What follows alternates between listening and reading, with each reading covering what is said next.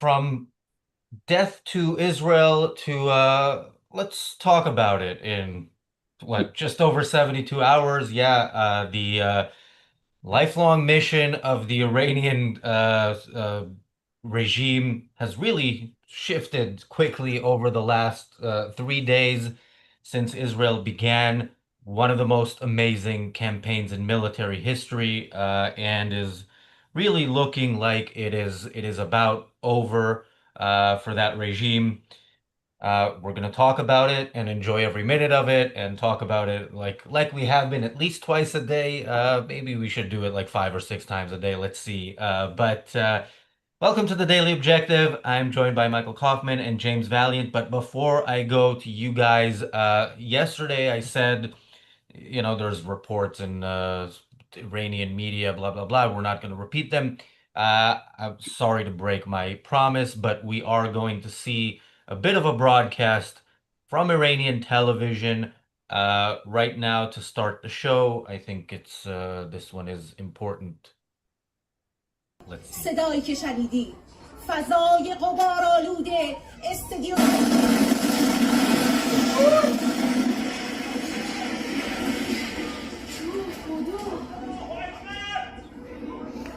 در نمیرفت عالی بود.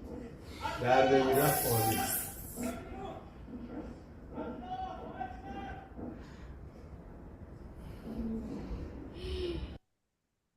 Yeah, I believe if my Persian is correct, what she was saying was the Zionist entity is being defeated. It's its last moments. Israel is burning, something like that. Yeah, Michael, I don't know how avid a viewer you are of Iranian television, but it looked like you enjoyed that particular broadcast. Well, the beauty of most of the terrorist regimes is true, of course, in Russia and North Korea and mostly China as well, of course, is that they never let facts interfere with what they broadcast, ever. And, it's a great story to just talk about the death of the Zionist regime. The follow-up to this was, of course, that Iran... I made that up, by the way. No, I understand that. Of course, that Iran is now going to take out the Israeli TV stations, which is interesting because I'm not sure how they're going to do that, since they can't fire their missiles on target.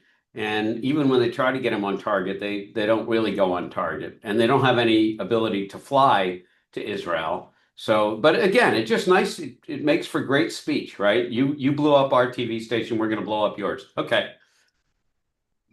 Yeah, and while I don't know what was actually being said, I have no doubt that Iranian television is telling the Iranian people that they are winning this war. And we have seen some of the stuff that's being said. And we've seen what I said we're not going to share was those over the top, really badly made AI videos of what is supposedly Ben Gurion Airport, but it's just an AI airport that has been, bombed.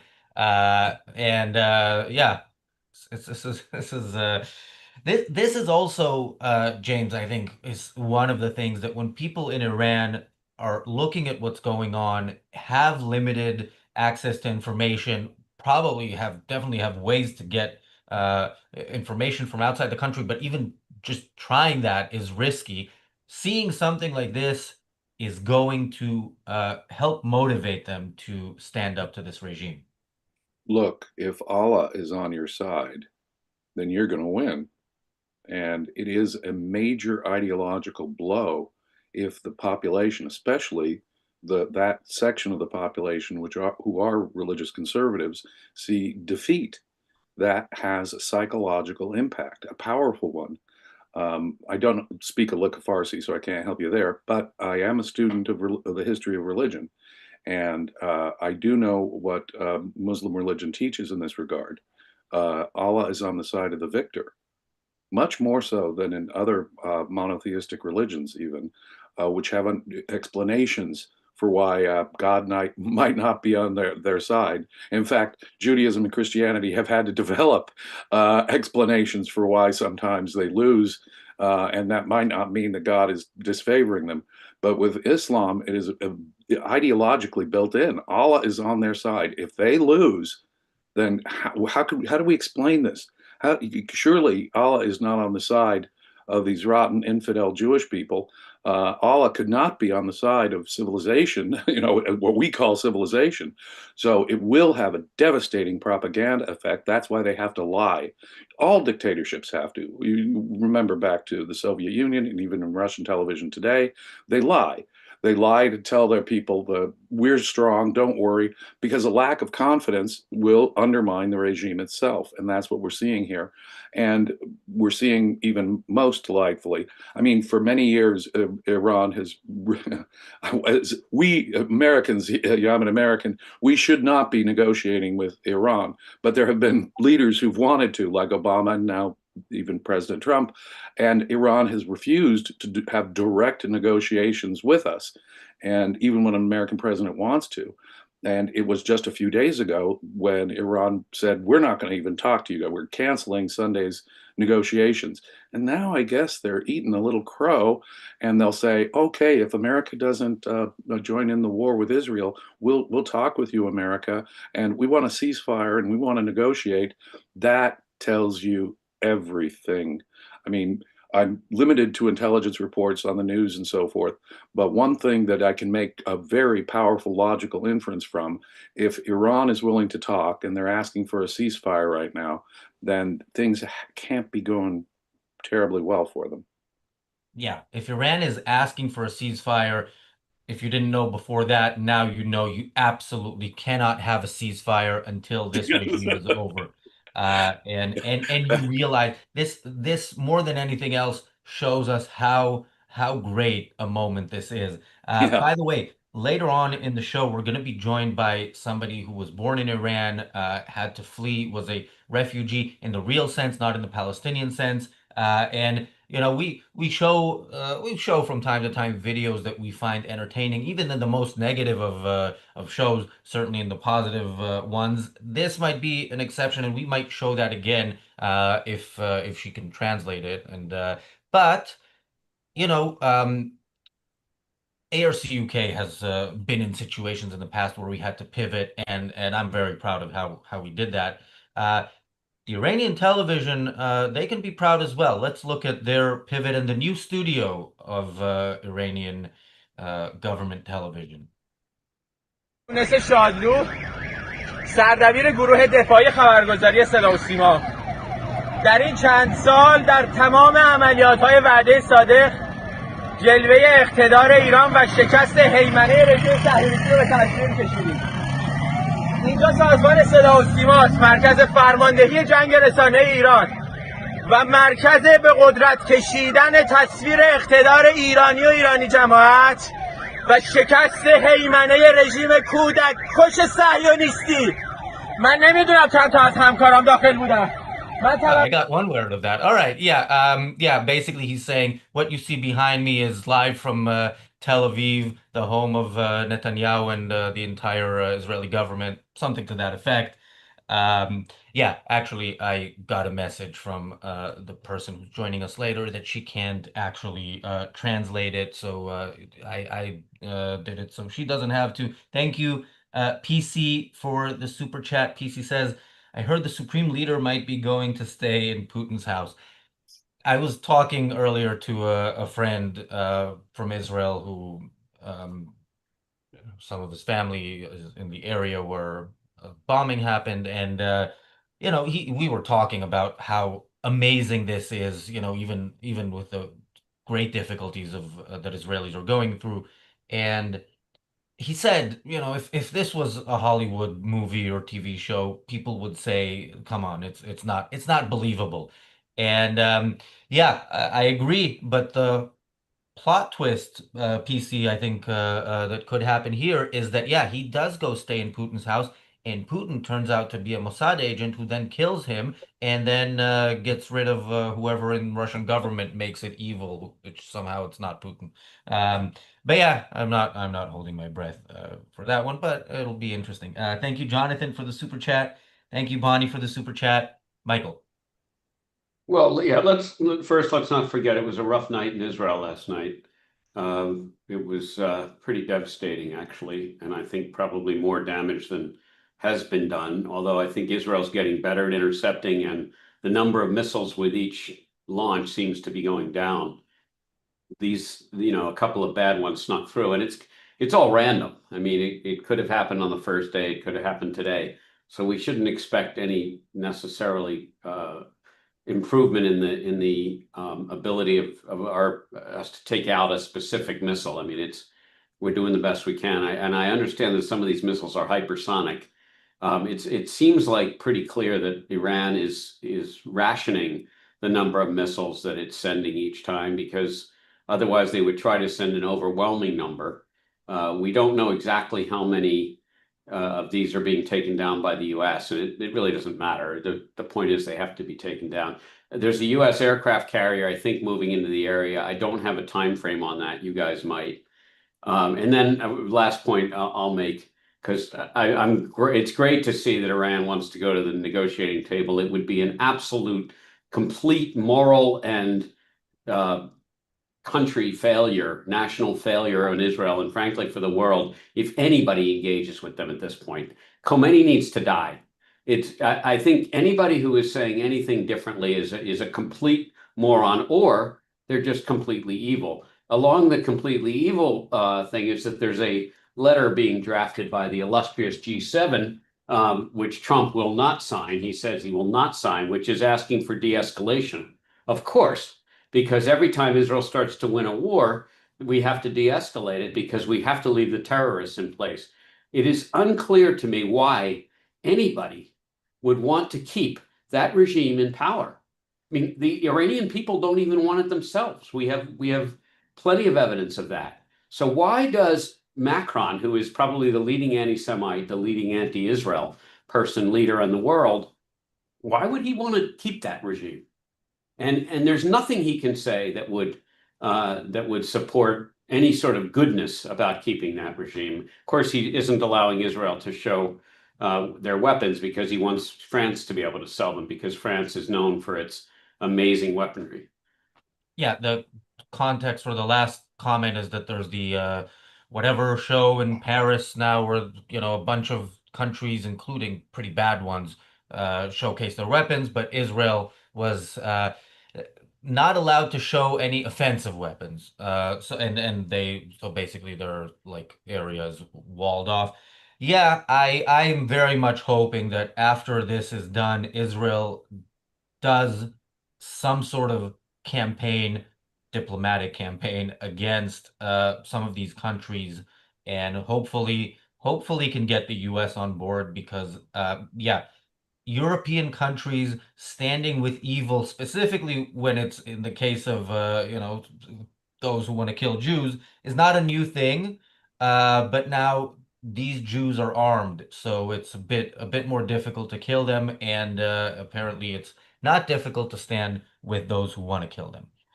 Uh, we have oh, thank you, Michael, for gifting uh 5 Ayn Rand Center UK memberships, and congratulations to the people who got those memberships. Did I miss any super chats? Oh yeah, thank you, PC, for the super chat. PC says, personally, Razi, I'd prefer the Supreme Leader to go on vacation to see Nasrallah. Yeah, that is a long vacation, but he's earned it. James. I have to echo something Michael said.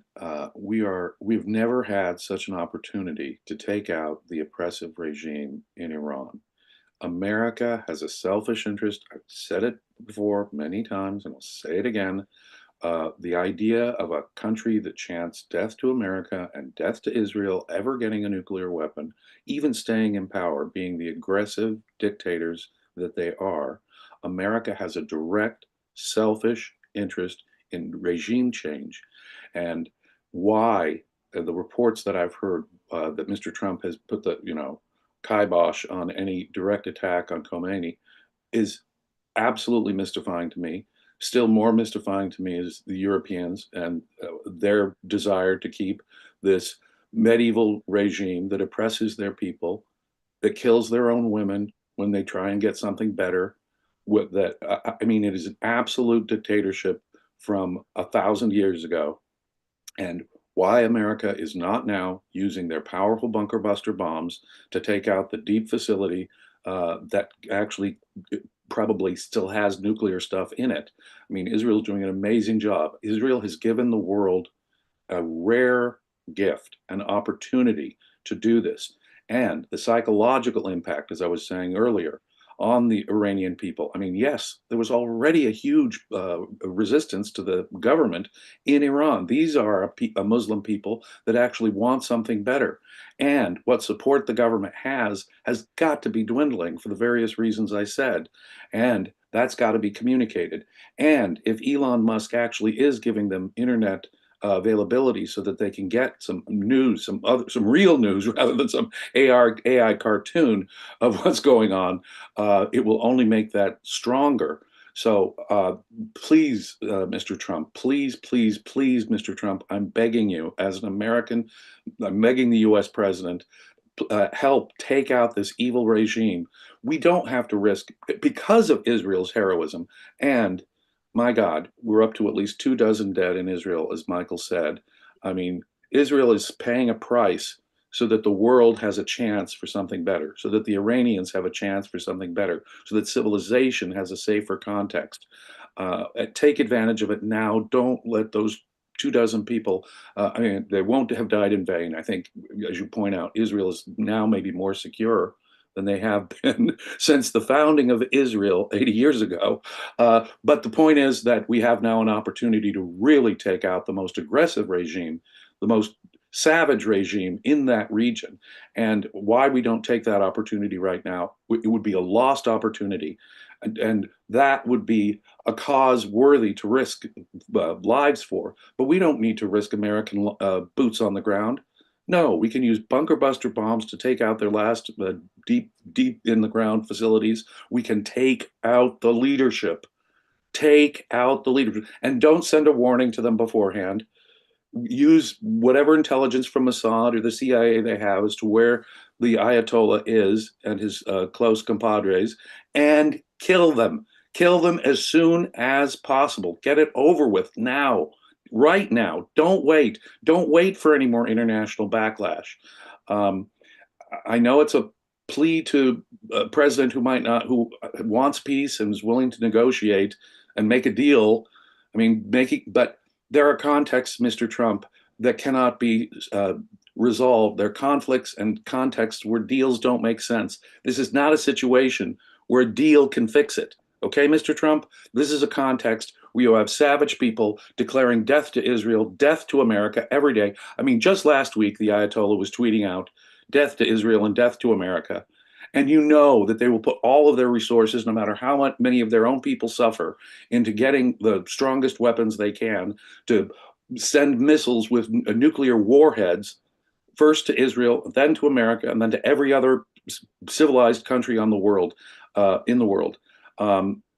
Please, please, please, Mr. Trump, help destroy this regime.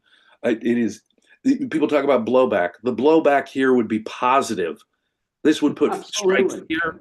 Yeah, let me just shut up. But this would strike fear into the heart of every theocratic dictator and every Muslim fanatic out there. The blowback could only be of the good kind this time. Yeah. You know, the one thing, whether Khamenei is in Russia or wherever he is, in a bunker somewhere, the one thing I'm sure he takes comfort in is that out of 400 people watching the show right now, only 70 something have clicked like, which is as big a victory as Iran can get nowadays. Nowadays, yeah. But you know, they did actually try to assassinate Netanyahu today again. I mean, it's such a pathetic attempt that it's not even mentioned, but it's not the first time. And yeah, you can actually, you know, you can actually say, look, I wasn't going to kill the guy, but he tried to kill me. I think Trump will understand that kind of logic at the very least. So yeah, and look, we do have fun with a lot of what's going on right now. But yeah, Michael, as you mentioned, it's night after night of unprecedented bombing of Israel. Like Israel has never experienced. It's experienced horrible things different horrible things. It has never experienced the kind of bombings that you're seeing now, ballistic missiles falling on cities, many of them falling on cities. We hear about the ones that fall on buildings or where somebody gets hurt, but many are falling every day, and it's unlikely to stop. Well, I don't want to predict exactly, but it is going to continue for a little bit at least. And even knowing that Israel has eliminated a third of the launchers and which is amazing in 3 days, that doesn't change the fact that Israelis are, going through really, really difficult days.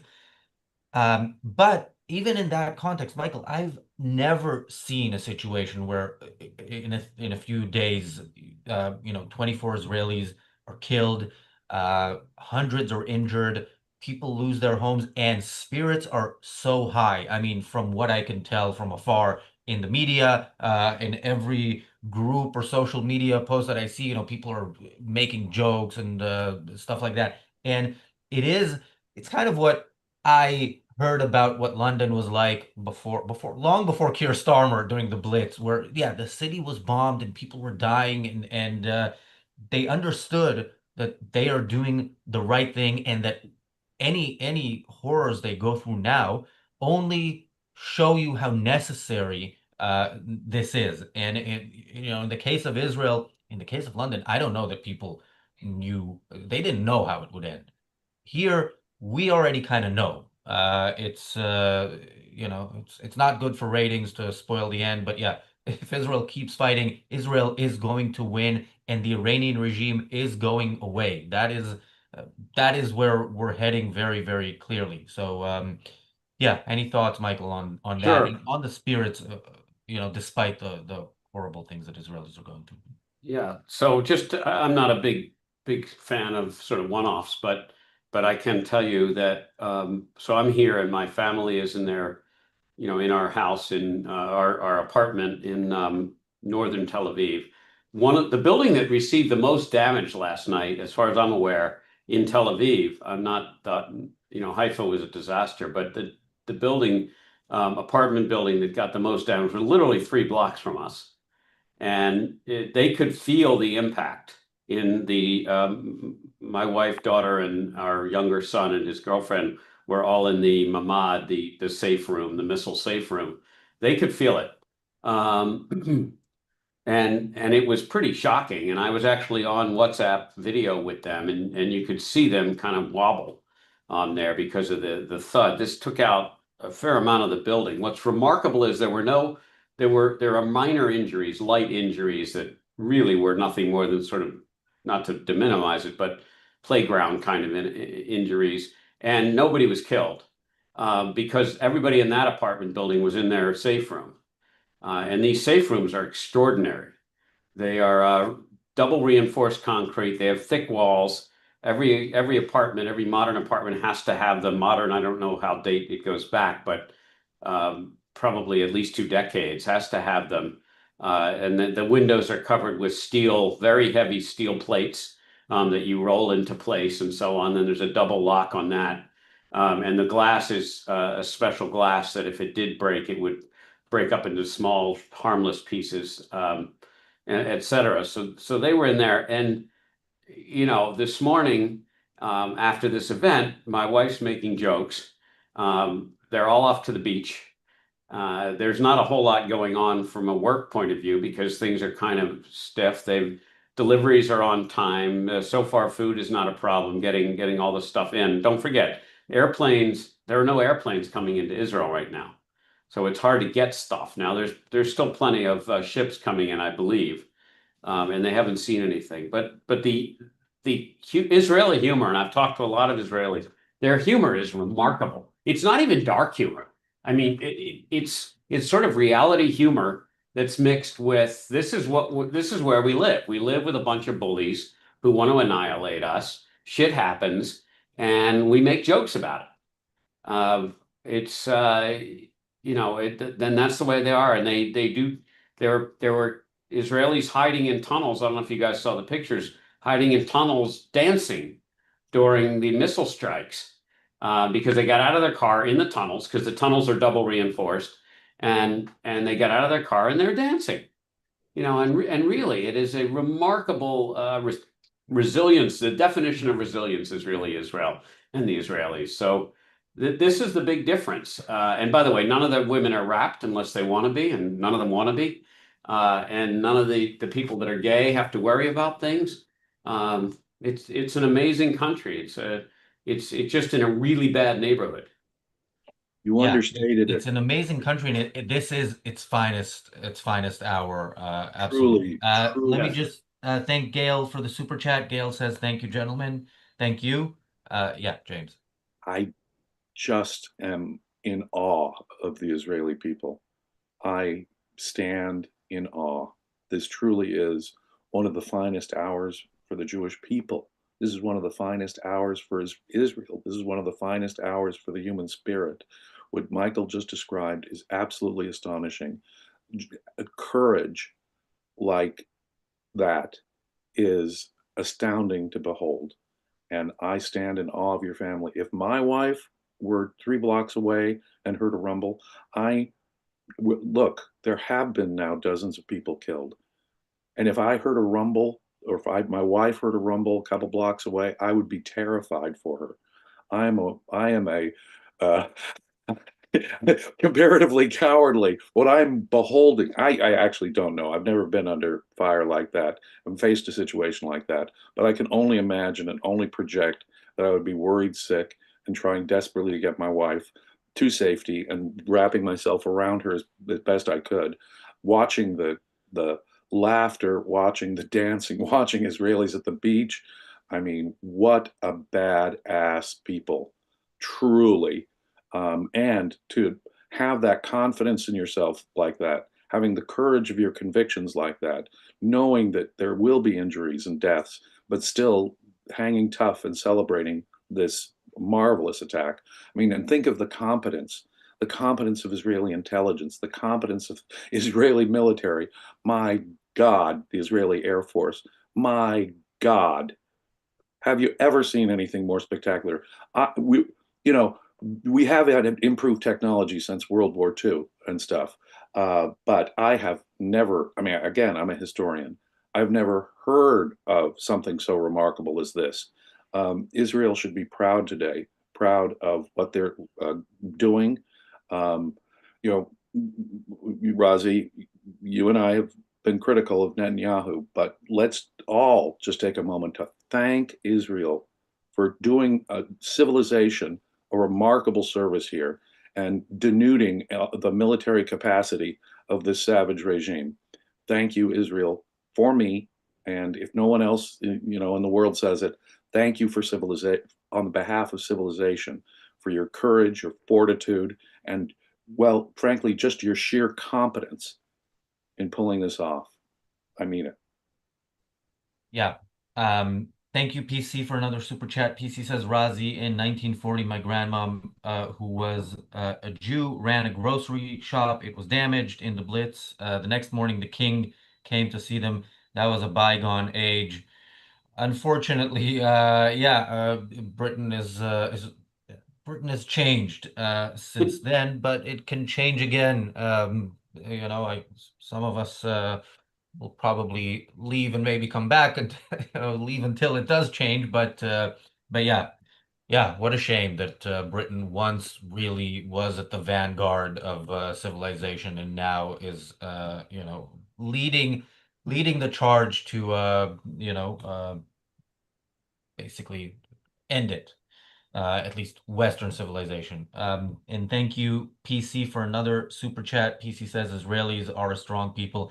Yeah, yeah, and they've been through a lot in the past couple of years. They've been through a lot since before the country was even established. But yeah, this as we've said, if this if this is seen through, then Israel will be the safest it has ever been. By the way, a thought I had was with like now as we were talking was that Trump was planning, I don't know when it is or when it was, some military parade. I remember it was controversial, but what I was thinking was In Israel, if this is actually done and completed, military parade would make sense, and I would have it in Gaza. I mean, I would first clear stuff out, but sounds like the right place to do it. Thank you, Anne, for the super chat. Anne asks, any word if Peikoff is happy with the Iran strikes? I could take a guess, but somebody here has probably spoken to him several Had times dinner with him since last then. night, and he is very, very pleased with what Israel is doing, and hopes that Trump gives the appropriate support. Very, very enthusiastic for what Israel is doing, and very, very much hopes that Mr. Trump gives the appropriate support to help finally take out this regime. In fact, we even made a comment about his O'Reilly appearance. We had a discussion about it, and he made a comment about that, asked me my opinion, and I said, whatever it takes. You said 25 years ago, practically now, was it 24 years ago, on the O'Reilly's program, if it takes, he's not a military expert, but if it takes a nuclear bomb in Tehran, do it, because you've got to take out this regime. And of course, he was correct. He wasn't magically prescient about the need to take out the Iranian government 24 years ago. He knew that America would pay for it if we let that regime. Ayn Rand knew in the late 70s that we would be paying for our appeasement of Iran for decades, and so we have. And finally, Israel is doing something about it. And yes, Peikoff is very, very happy about what Israel's doing, but also very, very much hopes that Mr. Trump gives the appropriate support for it. Yeah, I mean that O'Reilly interview, both in Peikoff's amazing performance, but even more so in O'Reilly's response, uh, was a good indication as to where the culture was headed. If even 9/11 wasn't enough for a Bill O'Reilly, as he used to call himself, a centrist, but he was, to the right of the center. If even for him, war that has been started against you is something you should fight with kid gloves, then how are you surprised that we're now seeing people in American universities uh, supporting any totalitarian regime or any totalitarian group in the world, as long as they're totalitarians, and of course, even more so if the people they're aiming to kill are Jews. Yeah, speaking of that totalitarian regime, in particular, the one in Iran, we are now joined by Sarah. Sarah was born in Iran. And well, instead of me telling the story, Sarah, do you want to tell us your story, and then we can ask some questions. Yeah, very briefly, I was born in Iran pre-revolution. I was very young through the revolution. And we left several years after. So I did go to school for a couple of years in Iran. I remember the Iraq War, and we escaped to America under political asylum in the 80s, basically.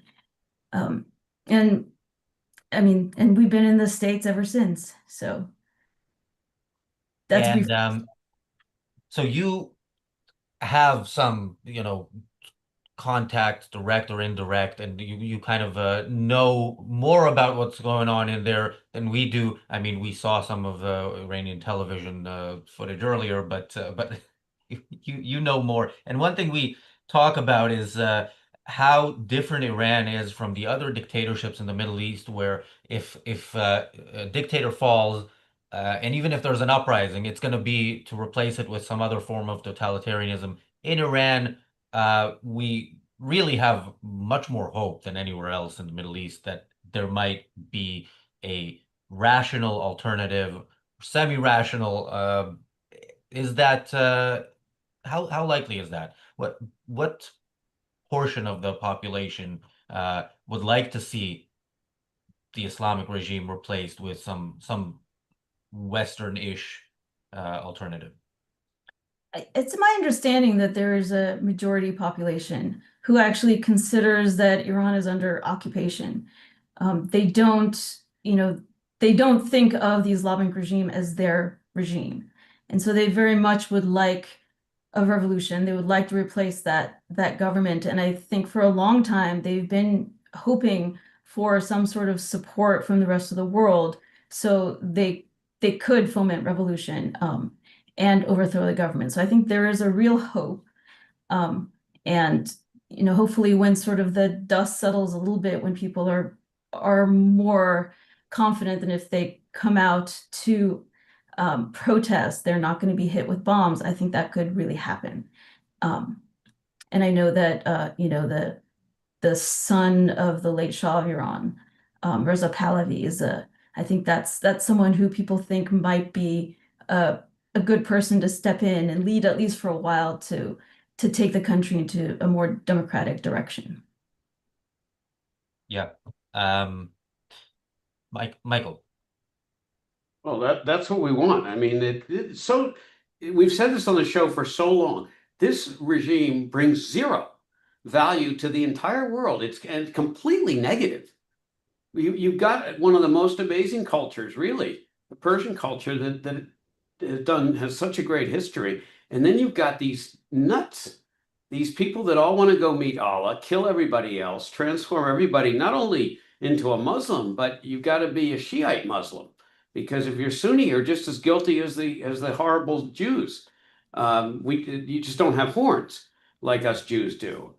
It is a despicable thing in the world. I mean, you can't blame people who are morally bankrupt and fundamentally corrupt for being bad people, but you can blame the people that are supposed to be and pretend to be good people for putting up with it, because we know the saying goes, all evil needs to prosper is for good people to do nothing.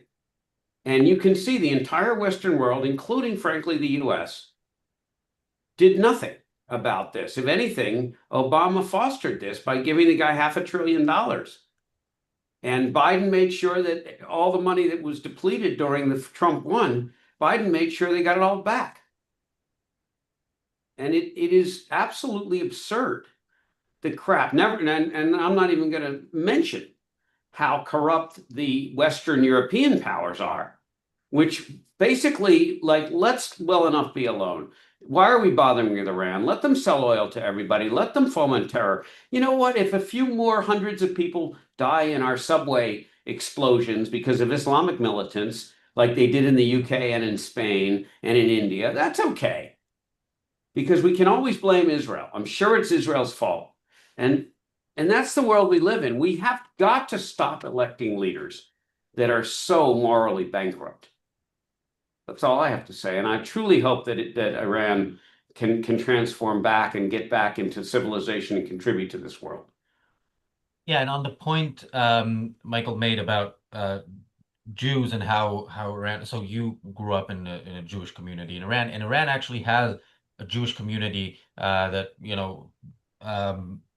exists. And so, well, you probably know more than I do. So yeah, do you want to tell us about what it's like for Iranian Jews today in Iran, and how many actually did manage to leave, or want to leave?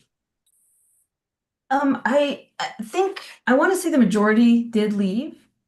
Tens of thousands of people left. I think there's a good group of them in Los Angeles. I can tell you what it was like when I was there. It's probably still similar, but I think everybody is now under siege in that country, so it's anyone could be taken away at any time in the middle of the night. And that was, even as a child, I had that feeling that at any minute there would be a raid on our house and my father would be taken away, or we would be taken away and never seen again. Because you did feel that, at least the government and the military guard, the Revolutionary Guard, hated us as Jews. And from the day I started school when I was 5 years old, I remember every morning they would line up all the kids in the yard, and the first thing we would do is chant "Death to America" and "Death to Israel." And so I was very aware from a young age that everybody hated the Jews and they were supposed to die. Well, that was really committed to the branding, I guess. Never came up with a new tagline. And they mean it. They really mean it. Yeah. And somebody in the chat says that 15,000 Jews are left in Tehran out of 100,000. Yeah, James. Well, you know, I am a native of Los Angeles, and I have known several Iranian refugees from the revolution, both Muslim and Jewish, in Los Angeles, which is astonishing. And the impression I got from this is really interesting from both Muslim and Jews that there was a kind of uh, acceptance of Jews from the Muslims from Iran, at least the ones who were fleeing from the Iranian Revolution, and that there's a cultural connection there, unlike any other Muslim population, with the Jewish people, a friendship that goes way back, an understanding that goes way back. In your experience, does that reflect reality? I think so. I mean, I think there is there's a solidarity among the people of the country who are not part of the Islamic regime, right? They consider themselves Iranians first, Persians first, right? Persians, which is supposed to reflect the Iran pre-revolution. And I think that's true. That solidarity is there and it's still there. Um, It's a remarkable thing most people don't even know. But a regime where women disappear in prison, and I mean, one girl wears the hijab wrong, she disappears. If women come out to, demonstrate, they disappear or get shot down in the streets. So many people who lived under dictatorship describe just what you've described, the fear of that knock on the door in the middle of the night. That is the signature of a true totalitarian dictatorship. Uh, I mean, I mean, I know you were young when that happened. What's it like to live under a regime like that? um, I mean, it's just a sort of a low level fear you live with, and a constant. uh, you're constantly aware that you have to be very careful what you say and to whom you say it. Um, and it's the kind of thing that I think when you grow up with it from a very young age, it kind of stays with you for a very long time. Um, and I am surprised at the courage of those people who went out to protest in 2022 in Iran, when the young woman was basically murdered in prison for showing hair. Um, so I mean, I think there's so much courage among those people in Iran, and I just hope that comes through in the next few weeks, and they can really take control, take back the country, really. Yeah, yeah, and we saw a statement from the we talked about on the earlier show, the statement by the Israeli defense minister that the first tweet was something like the residents of Tehran will soon feel the war or whatever it was, and then he clarified that what he means is, because that's where the regime is based, people will basically have to flee, which they are. They are fleeing. We see traffic jams and in one direction and in the other, road is empty. Um, and it does make me think about. I don't know if Ayn Rand said this or if it's something that I kind of half remember hearing somewhere, but that kind of the best people in Russia have already left. And that's one of the things I'm wondering about. I mean, it's definitely not the case in Iran that all the good people have left because we see people risking their life to fight against this regime. But is that in any way a concern when we look at what might come next? I think the thing I have wondered is whether in the past 3 years since those protests happened, if the regime managed to round up the leaders and sort of the best and most courageous people in that movement. So the hope is that they didn't manage to get everyone. Um, but there are a lot of young people who are fighting, and those people haven't left. They have grown up in that country and they want to free it. So hopefully they're still there. Yeah, and by the way, you know who definitely is there? The many, many thousands of Iranians who are Mossad agents. Yeah, Supreme Leader, if you're watching, the person next to you, and probably the other person next to you, is one of us. Um, uh, But you know, somebody it seems said, like America does nothing. Every time the Iranian people try to rise up against their government, Obama didn't lift a finger when it happened. Biden didn't lift a finger when it happened. And every time it seems the time, whether it's the timing or just typical American cowardice and moral indecision and not wanting to provoke what the most evil government in the region, America just doesn't lift a finger to help the people of Iran. And well, there's clearly many people there who want something better. So your courage, may just say one thing, your courage is remarkable just to appear on this show, frankly, because there are Iranian dissidents who are targeted, there've been assassination attempts, not just on leaders like Trump and Netanyahu, but on Iranian dissidents in the United States. So what courage you show just to be here with us. Thank you. Here, sir. Absolutely.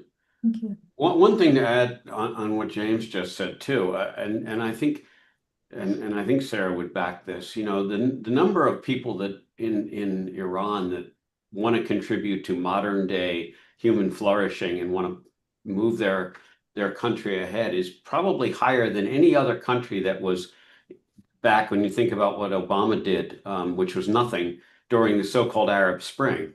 I mean, it is remarkable because Obama was all applauding about the Arab Spring and frankly did very little to help any of those countries get to it. And none of those countries achieved Arab Spring. They achieved Arab Winter, and they mostly, for the most part, became worse. And it's, you know, it's one of the great liberal disasters, and liberal, I mean Democrat disasters of the world. And it's the usual, the road to hell is paved with good intentions. And just because Obama had good intentions and presided over this notion of an Arab Spring, and isn't it great? These people that are uneducated have suddenly decided to embrace democracy, embrace learning, embrace having a real job and not just learning how to shoot a gun. It's terrific, but none of that. He didn't back any of it, and I think my sense is, as I know a number of people who would, funny what you said, Persians. They never said, they almost never call themselves Iranians. They're outside of Iran and they're Persians, and they really want to be part of the world again, and they feel horrible that their culture has been completely hijacked and kidnapped and taken over by these crazy mullahs who have nothing to add except misery and dominance to anybody's life. But beware of people holding up the banners of altruism and like Obama and talking about things, we're going to help you, because America, I hope now we will, but America has a terrible record on that. We try to impress democracy onto Afghanistan and to some extent Iraq stupidly. We didn't take a group of people that said we want to help and we want to flourish. We took people who had known nothing except despotism for probably centuries and expected them to suddenly thank us for everything. And of course, as soon as Saddam Hussein was dead, the country fell apart, and it's largely full of militias now, a lot of which support Iran. America has done a horrendous job, and it would be terrific if we took what is probably the most promising country in all of Eurasia, if you want to call it that, because it's not really the Middle East. I think Iran is, I don't know what they actually call the area, but you know, it would be great if we actually did something terrific to help this thing get back on its legs. Yeah. yeah, And yeah, I think, oh yeah, go ahead, Sarah. I was going to say, you know, just 50 years ago, before the revolution, I mean, Iran was on its way to being a very modern society. They would be like South Korea is now. Yeah. Um, Yeah. is what I've heard. And none of the other countries in that region, except for maybe Israel, had that potential.